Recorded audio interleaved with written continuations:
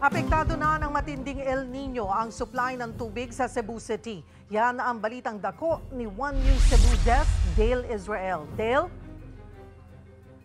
May gusto, Cheryl, halos kakapasok lang na balita ito kanina. Nagdeklara na si Cebu City Mayor Michael Rama ng water crisis sa buong syudad.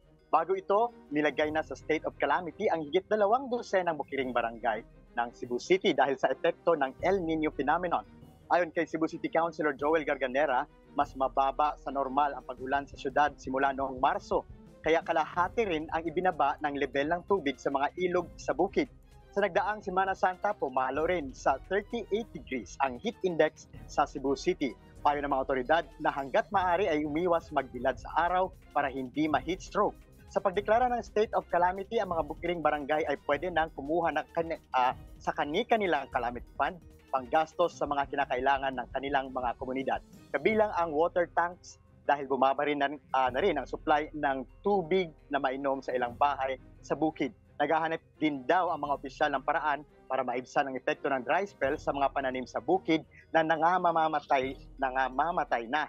Ito kasing Cebu City, Cheryl, ay may 80 barangays at mga 50% nito ay nasa bukid at pang-agrikultura pa rin ang produkto. Yung linggo ay maglalaan din ng syudad ng pondo para bumili ng equipment na magagamit sa mga pananim sa bukid.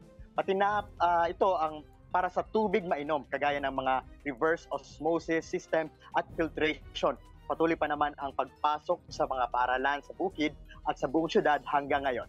Sir, sa ngayon, nagpatawag ng meeting sa water utility at mga konsehal ng Cebu City, si Mayor, kaugnay sa deklarasyon ng water crisis. Ang mga detalye nito ay ating aalamin mamaya. Yan muna ang mga balita dito sa Cebu. Share it.